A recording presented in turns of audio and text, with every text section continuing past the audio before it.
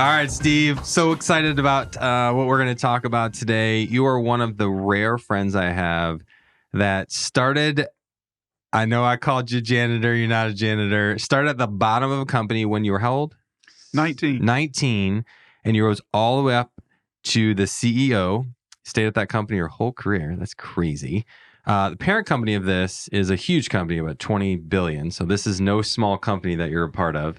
You're a subsidiary of that. Still a very, very large company with hundreds of employees.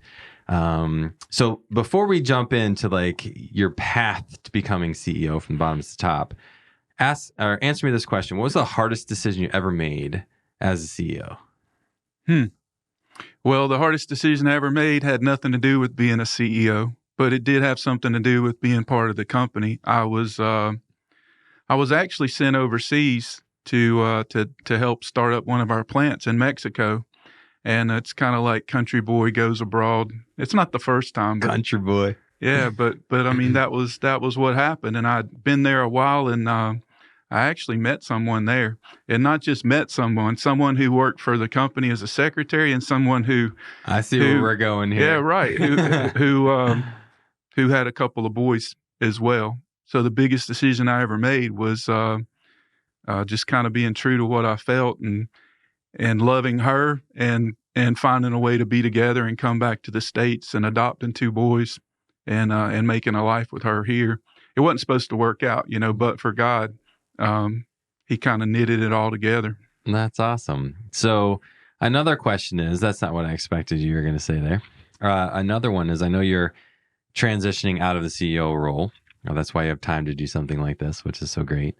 What are you going to miss the most now that you're going to be done running that company? I think I'm a little bit afraid of not having a team.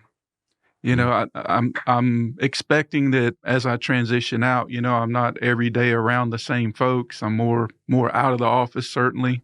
And it's a little bit frightening, actually, not to, maybe to feel a little bit on the sidelines, more on the sidelines and not.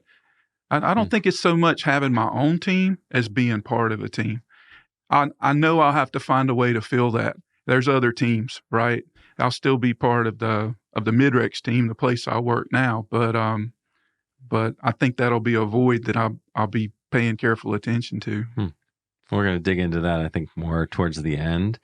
But let's back up. Tell me a little bit about yourself, because nobody knows who you are. I just jumped into some questions. So tell me a little bit about yourself. Well, I was born and raised actually here in Charlotte, raised kind of outside of town. I would say in the country, had farm animals and things like that growing up, and never really saw a repairman or anything around our house. If anything broke, we made it or fixed it. So I really learned how to work with my hands, and I'd say mechanically inclined. I grew up in church, so I always had a faith to go with that. I didn't always live out my faith, really, not something to be proud of. But God has His ways. He put me in some situations over the years and kind of pulled me back to Him, and He's good like that. He never left me, always taking care of me. And I've seen God's hand in my life, no matter what I've done. Just really blessed, Paul. That's awesome. I don't think I said it before, Stephen Montague. I just jumped right in. I got so excited to ask you some questions. So you started at Midrex when you were 19 years old. Was it called Midrex back then? It was. Okay. And what motivated, like, where did you start at 19? Like, what was it about Midrex that attracted you, and what was your initial job? Well, it's kind of a strange story. I was in school at the time, and I really needed a summer job and some money to stay in school. And I had been working for this fabricator, and someone who they were fabricating some equipment. I was like doing shop work, and I was being taken advantage of. And so it was like, do I stick around and keep drawing a paycheck that I need, or do I leave this place on principle? And I left, and I had no idea what was next. And so at 19, it turned out a family friend he opened a door for me to start at Midrex as a draftsman. That's someone who would take drawings, mechanical drawings, make mechanical drawings. And this was actually on a board, not Yeah, a right. computer. No, it was there. No one was drawing on computers back then. But yeah, I started as a draftsman, and that's kind of how I got my shot. That's awesome. So I know you're just looking for another job at that point. What were your aspirations? Did you have any at the company? Well, actually, before you answer that, how low were you on the totem pole at 19? As far as the design work kind of goes, that's as low as it's going to get. So you came in on truly the bottom. Well, I mean, I could have been in the mailroom, I suppose, if and that would have been fine. I really say that I would have taken any job doing just about anything. Because you needed to get through school. Including janitor. I mean, it wouldn't have mattered to me, and I'm not above that then, and I'm not above it today. But I was really blessed to start at that place. I'd done a little mechanical drawing, so I kind of understood some, and I had people around me who really wanted to help out. So, but as far as the design stuff goes, that's as low as you go. That's where you start. So did you have any aspirations at 19 to climb the ladder at the company, or you just wanted to get through school? I really didn't. I was probably just too young to think that far ahead. I knew that school was important to me, and I knew that getting an engineering degree would unlock some opportunities to get a professional job one day. I didn't know that, the way it would play out, that I would just stay where I was.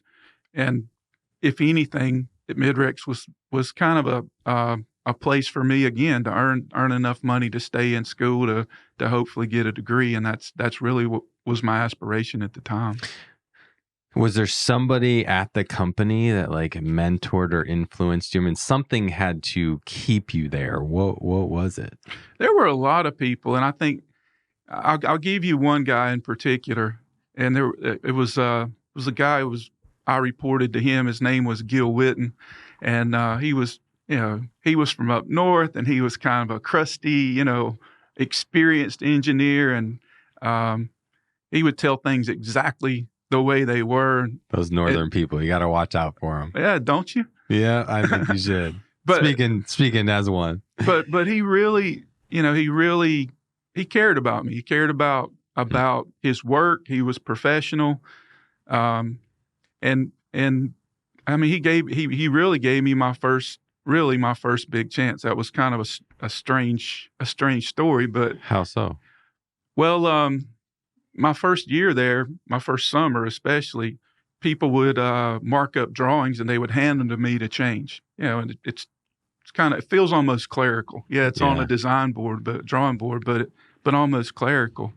And he got put in a tough spot because he had a deadline to create a design for some new equipment, and he didn't have anybody to do it. And he had summer vacation coming up. So he set me down for like an hour, and he said, "Hey, I want you to try to design this." And he left. I mean, he was out of there. Oh. And he came back in a couple of weeks, and I think he was, I kind of got it, and it came a little bit naturally.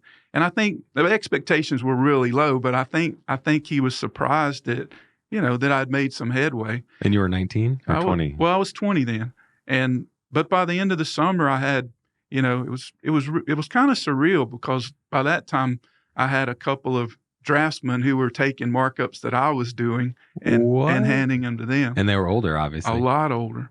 And it was just kind of weird. And your company has a lot of patents, right? We do.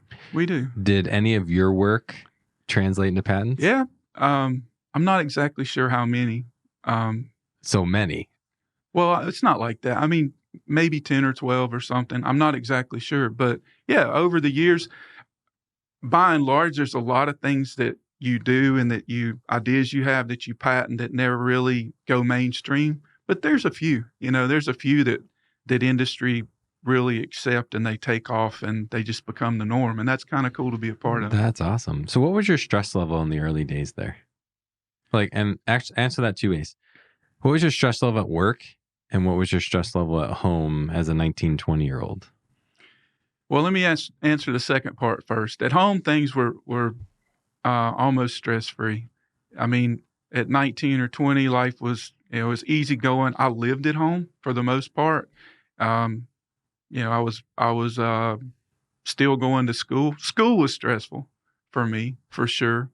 And part of that was because, I have a certain way that I want to live, and that I think that God wants me to live. And Hmm. I get to school and it's really hard to live that out. And at some point, Paul, I just got tired of fighting that, and I just did what I wanted to do, and kind of made a mess of things. But so that's a set of stress. But generally, it was like every day was something new. It was all just new, You were and excited. it was, and I was excited, and the only stress I felt was just trying to do my best, and I didn't want anybody to work harder than me.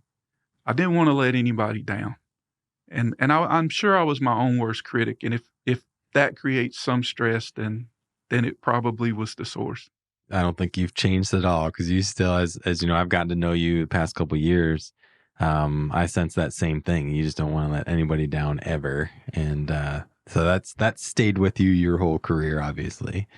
All right. So, what was the pivotal moments that propelled your career forward? Like it from the boardroom, like what was, or not the boardroom, from the doing draft boards. What was the next major? What was the first major climb in your career? There started to be a series of opportunities that came my way that, looking back, I can say, God he did those things. But Mhm. at the time, there were a series of things that the company really didn't have anybody to do them, or they were just things that folks didn't want to deal with. And it started taking me overseas. So in the early days, that I know we were working on some new plants in Venezuela, and we had some equipment that wasn't working so well. And I can remember going there, and like some hydraulic system wasn't working right. I didn't know anything about hydraulics, and it's like, well, Steve, go figure it out. Well, that's great. Let me go figure it out. And I mean, I didn't just work on that, but it's that, and then it's something And else. you And literally were working on it. yeah, I spent not just on that, but I mean, But like I in mean, you were getting Venezuela, your hands dirty. absolutely. But that was consistent with, again, how I grew up, and, being around, growing up around a farm, and, we just did all those things. If we needed a wood splitter, we built one, or weld this up or do that. I mean, so those kind of things came fairly naturally for me. And So I didn't have hold the on here. So you grew up on a farm, and if you needed a wood splitter, you would make one. Okay, well, exactly right. that's crazy to me. Your company does what? We didn't even talk about this. No. So we have a unique process that makes iron, and it's it's it's really cool because the iron that our process makes is it's the lowest CO2 way of making It's iron the greenest on the iron planet. on the planet. It really is. And last year, 2022, I think the plants that use our technology, they're in about 21 countries. I think there's about almost 100 plants now, but they produced 80% of this really green iron, and which is about 70 million tons. And that's not a lot compared to the total iron production of the world, but it's 70 million tons is a lot of anything, So isn't it? let me blow some people's minds here for a minute. So your company engineers has patents on the greenest steel in the world. What does it cost to make a plant to produce this that your company does? Well, we build plants. We design and help build plants that make iron, not steel. I know Sorry, that's a sorry, I subtle meant, point, but yeah. a large industrial plant that makes, say, 2.5 million tons a year of this green iron, um, in the U.S., for example, would cost maybe $1 billion. So $1 billion. So this is the scale of company we're talking about here, where you're doing, one, two, three, whatever many plants a year. You're putting these around. So $1 billion plants. You're 19-year-old. I mean, they didn't cost that much back then, but They that's didn't. the relative cost today, right? You grew up on a farm. You're this kid that's it's just instilled in you that you just do whatever you be as resourceful as you can. The wood chippers got me freaked out. I think the reason being is because you went from the simplicity of a farm and cutting wood to the complexity of making the greenest iron in the ever, like ever. And you're moving up the, this corporate ladder of this company, and you took what you learned on a farm and you applied it to ride the ranks all the way up to the very top seat in a huge company that is so complex, that has patents. I mean, how many patents? Hundreds? Probably. Hundreds of patents, super valuable patents in a day and age where green is super important.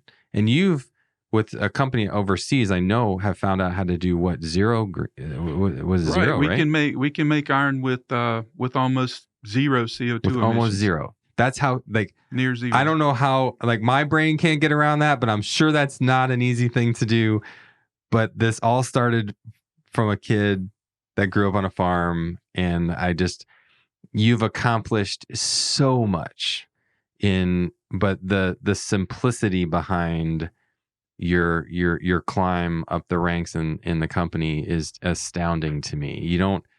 Did you go to the Wharton School of Business? No, nothing like that. And actually, I appreciate your comments, but they make me a little uncomfortable in the sense that the company didn't start with me.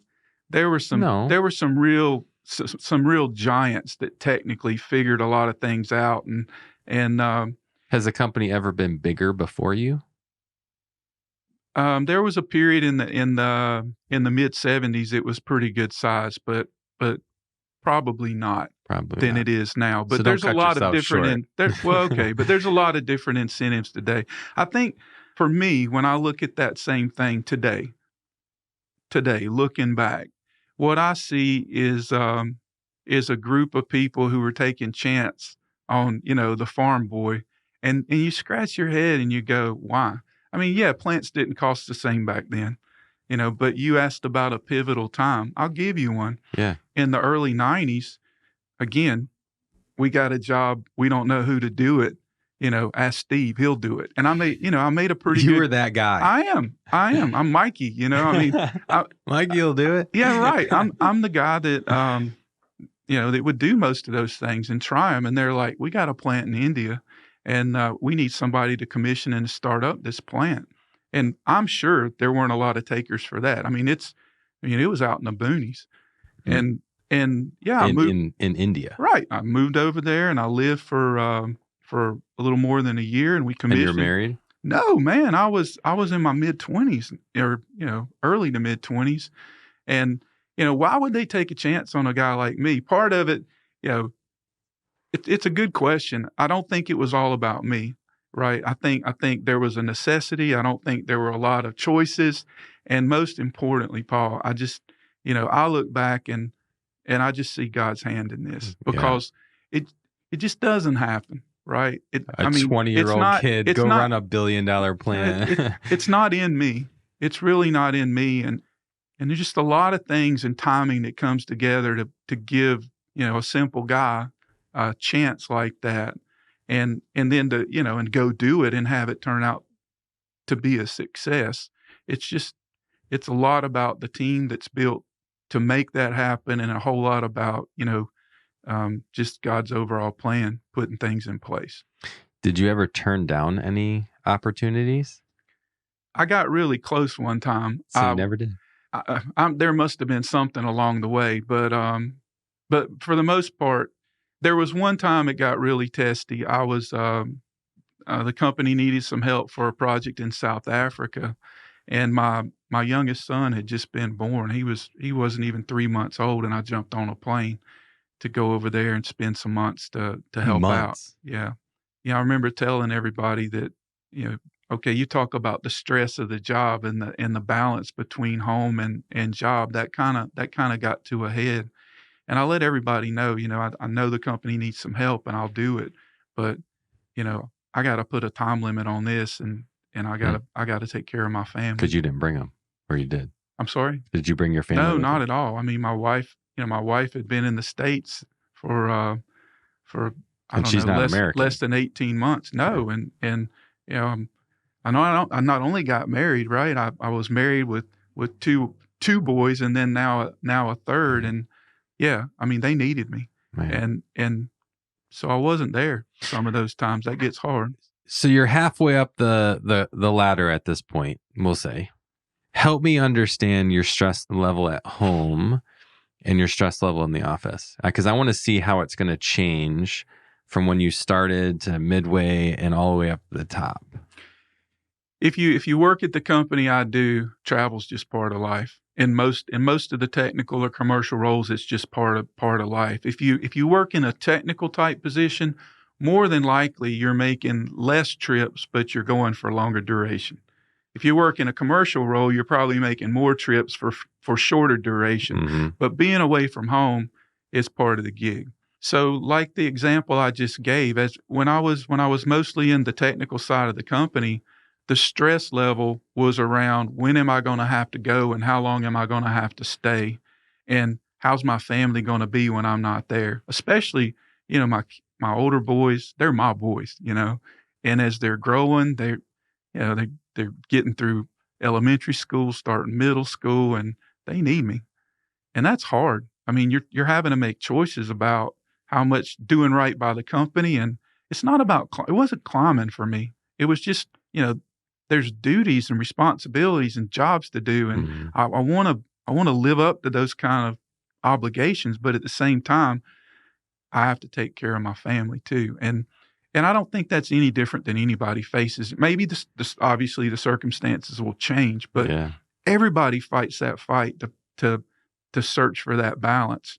And Was the stress getting harder at the office? I wouldn't say so. If anything, I think it was getting harder, a little bit harder at home because, again, More time away? yeah, I'm learning what it's like to be a dad. We're learning what it's like to be a husband. And my wife, I can't tell you how super she is. I mean, Yeah. she just takes care of business. She's low maintenance and she's selfless. And so many things that she was able to take care of and manage at home allowed me, if anything, to spend more time on the things at work. Could have never done that. Hmm. I just couldn't. But things changed as there was a point in the early 2000s when I made a big switch. The guy that was responsible at the time for our commercial portion, sales, marketing, these kind of things at the company, he took another job, and unexpectedly, and it was a surprise to me, but, it was another one of those things, ask Steve, and I was offered this chance to take that role, which switched me from a technical track to, like, a commercial sales, marketing, and that, like, really pulled in things like planning and strategy as well. But it also Hmm. meant, to your question about the stress level, it also meant not going on few trips, long duration, but many trips, shorter Hmm. duration, which meant that, most of my travel, maybe I'd travel 2 weeks at a time. A lot of them were a week at a time, and I could be home on the weekends and things. So I think for my family, that worked a lot better.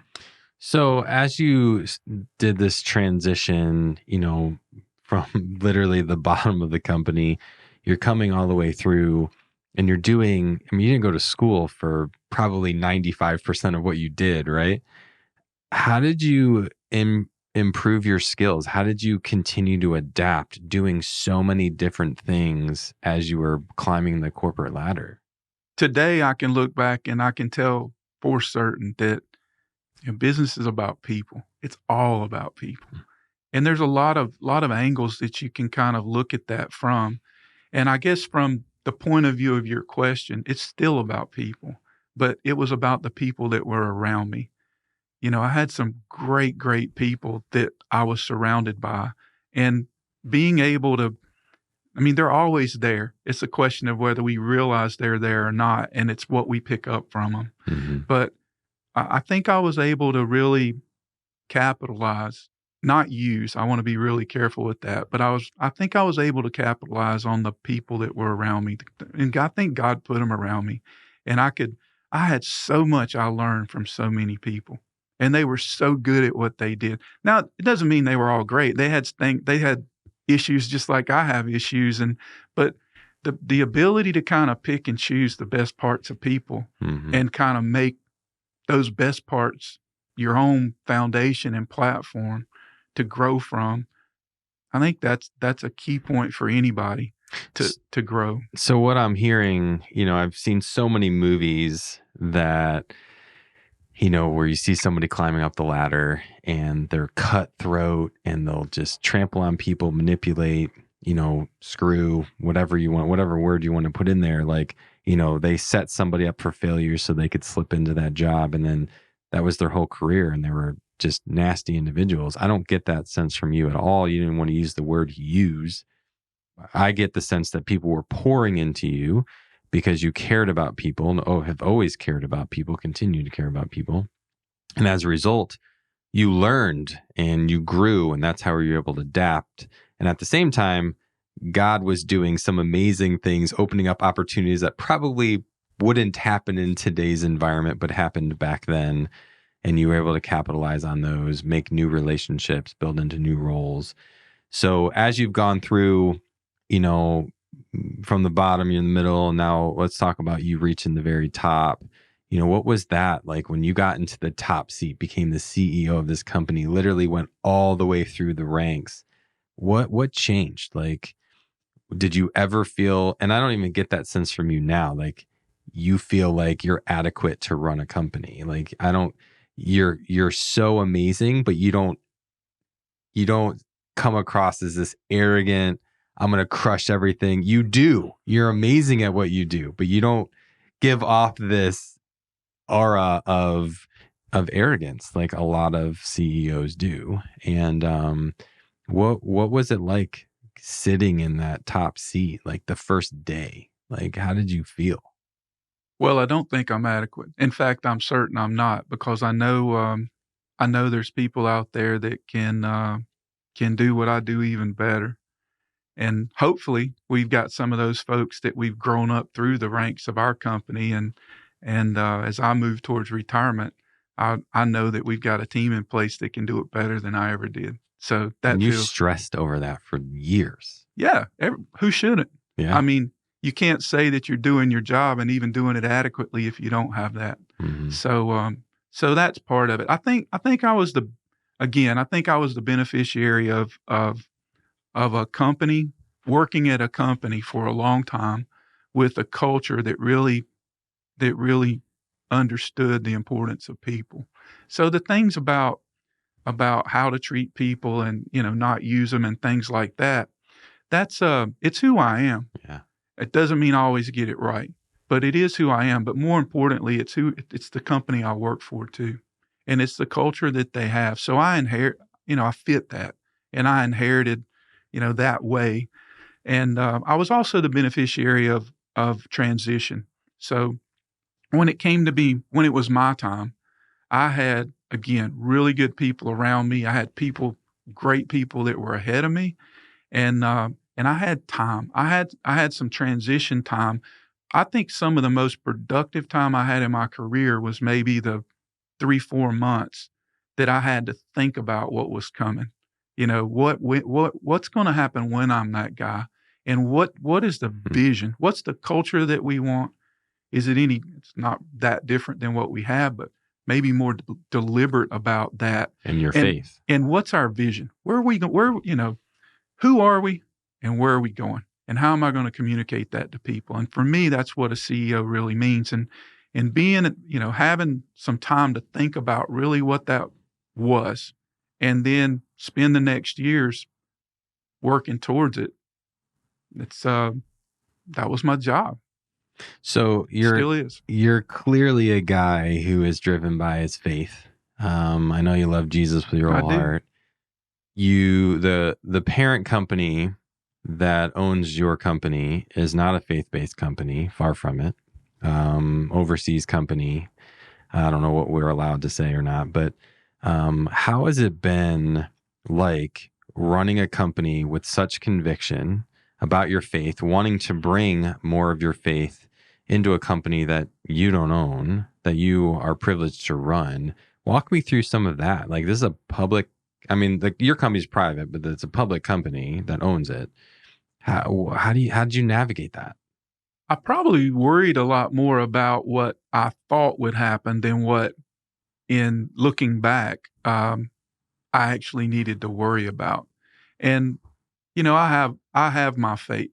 I have no right to impose my faith on anybody else. Hmm. We don't I'm a Christian. I believe in Jesus. We don't try to hire people that just believe that way. What we believe is we believe and I talked about culture and how important that was and Yeah. what I inherited. If anything, I've just been a little more deliberate in my tenure in saying what that really is. And we boiled it down to this. We boiled it down to our culture, our purpose, if you will, is to love and serve others. That's what it's about. And you know what? And that's written on your website now. Absolutely. And that's a change you brought to the It's company. it's not different than how we felt. It's different in how that we're outspoken and saying that's who we are. And they were okay with it. They were absolutely okay with it. You're an iron ore company that's core purpose is what again? To Well, love and serve others? love and serve others. We tell people that Wrap your head around that. I know. That is awesome. I have a good time with it, actually. I mean, we tell people that we have two bottom lines, and I straight up stole this from Tony Tenero. So, two bottom lines: people and profits. But you know what's always going to be more important is people. And we can't forget that. And it really is about loving and serving. I have a lot of fun going to industry conferences, and you stand up in the first 30 seconds and you say, "Hey, we're Midrex, and our purpose is to love and serve others." And you get this kind of weird look, and afterwards, what do you do again? Yeah, and afterwards, people are like, "Well, are you a nonprofit? Well, do you have to be a nonprofit to love and serve other people?" No. Well, no, you don't. I mean, and it's just a way for us to really acknowledge that people are really what's most important. And that's why we want people that fit that kind of culture. And everybody doesn't have to believe what I believe to fit that kind of culture, but everybody has to believe that people are most important, and we're going to put that first. Oh man, I so respect you so much. I mean, just to hear, knowing where your position is and the responsibility that you bear running the company that you do, and to know that so many times they say nice guys finish last, right?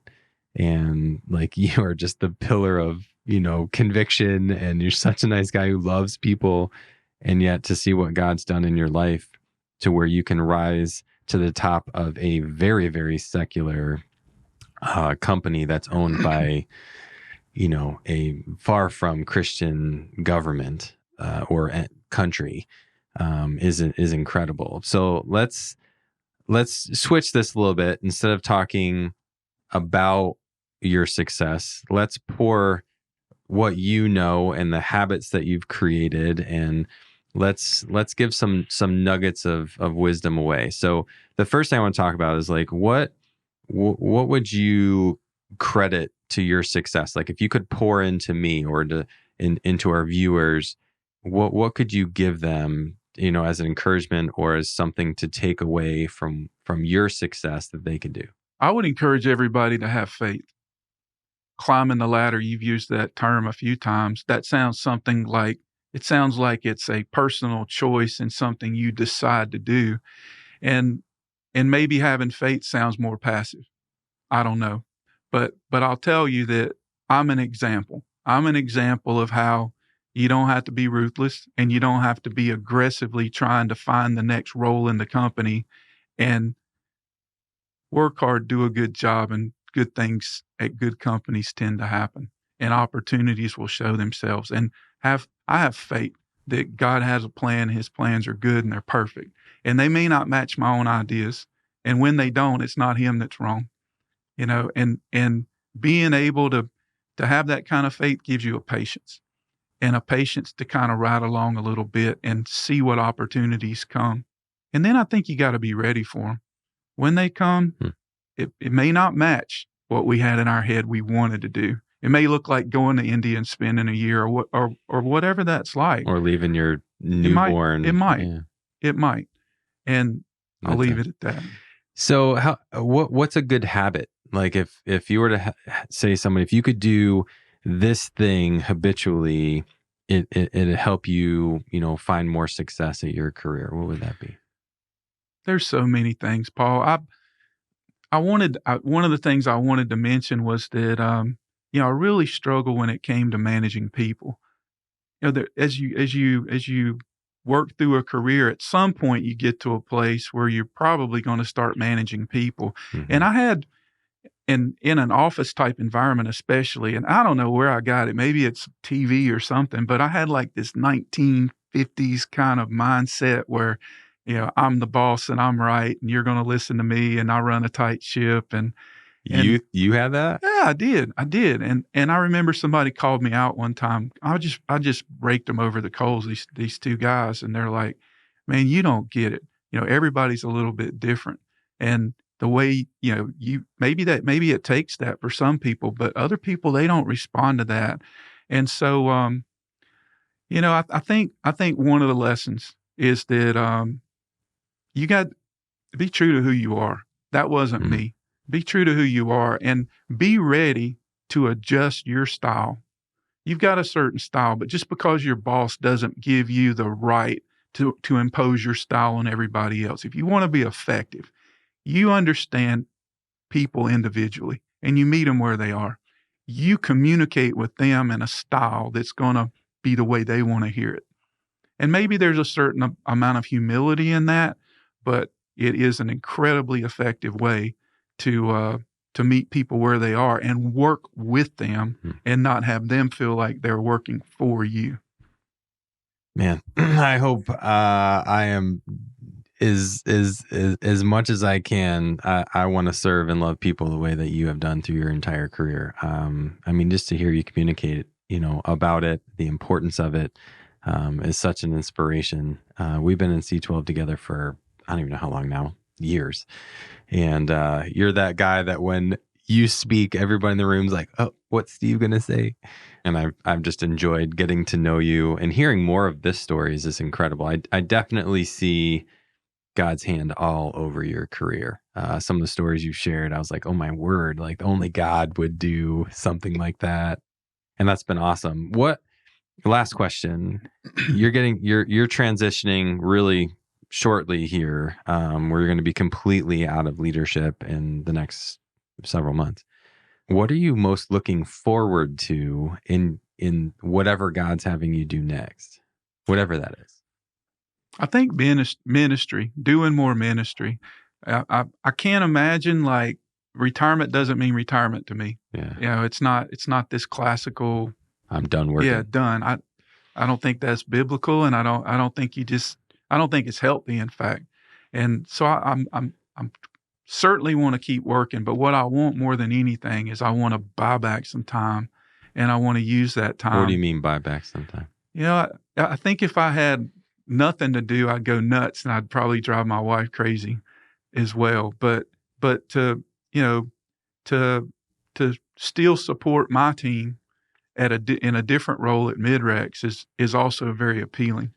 And so to help them with a maybe 30% less time than what I put into it now, and in a completely different capacity, gives me 30% more time I've bought back, so to speak, to put somewhere else.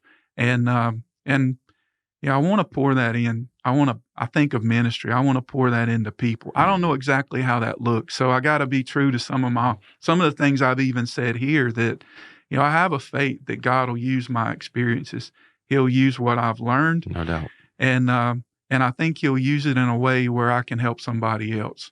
And I'm going to ride along a little bit. I've made a career out of just kind of easing along and being laid back and see what God puts in front of me. And I think he'll line some more of those things up for me to do.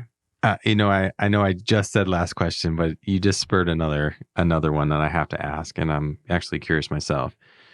You made a lot of sacrifices when you said buy back your time. That really spurred this question. I think this is probably, for me, probably the most important question I can have you answer. All the sacrifices that you've made and the opportunities that God gave you, and as you grew through this company, and ultimately sit at the top seat, how were you able to keep your family strong? You sacrificed time. You were away from home. You have an amazing wife that God blessed you with that kept a very great home for you and your boys. How are you able, or what advice would you give somebody to say, God has a path for your life. You have a journey. Sometimes there's lots of sacrifices. There's always pain, and when God brings something to your life, it's for a purpose. What advice would you give me? What advice would you give anybody when you have to make those sacrifices to grow in your faith, to grow in your family, to grow in your career? How do you get through those and being stronger on the other side, not weaker? Don't damage your marriage. You don't want to sacrifice your family. You want to make it stronger. And I believe your family's stronger today than it was than when you first started. How do you do that? I think it's surprisingly simple. It's not easy to live, but I think it is surprisingly simple. And it starts with clear belief that it's not about me. It is absolutely not about me. And so then it's a question of, well, what is it about? And it's about God, and you put Him first. If you're married, then it's also pretty simple. You put your spouse, you put them second. You put their concerns over your own. And somewhere in that line of thinking, well, where am I? Well, I'm dead last. That's where I'm at. You put yourself at the end of the line. You put God first. Make yourself selfless. You give everything you need to give for your spouse. Put them second. Somewhere in the mix is your company, your teammates, and those kind of things. But in that simple way, I think of thinking with yourself last, life just seems to kind of fall into place. You are such an inspiration. I truly enjoyed today. I've learned so much. Your insights are so valuable, and I can see very clearly why God, made you the man you are, why you rose to the top. You're such an inspiration, and you're just incredible on how you think about people. And, I see this thread of this farm life, where everything was simple, hard. I wouldn't say simple is easy, but that just followed everywhere, even to who you are today. And you never veered from that. You're definitely a man of conviction. I hear that through and through. I don't think you've changed. I wish your wife was here. I'm going to have you back because I want to bring her and I want to talk to her. I almost want to ask a lot of these same questions from her standpoint. And what was her perspective? Where did she have to dig deep? We're going to do this again. That would be fun. You're going to talk this much. I'm not sure she would do it. we're going to beg her.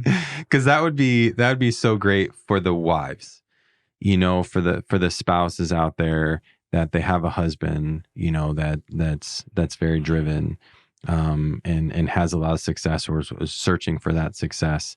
And just as much as you have to make sacrifices, sometimes our family has to make sacrifices. So it'd be really insightful to have a good discussion if she'd be okay with that. So this has been great. I thank you so much for coming today, for allowing me to interview you. Thanks for being so transparent. Thank you, Paul. And this has been great. So thanks, buddy. Thank you. Appreciate you. God bless you.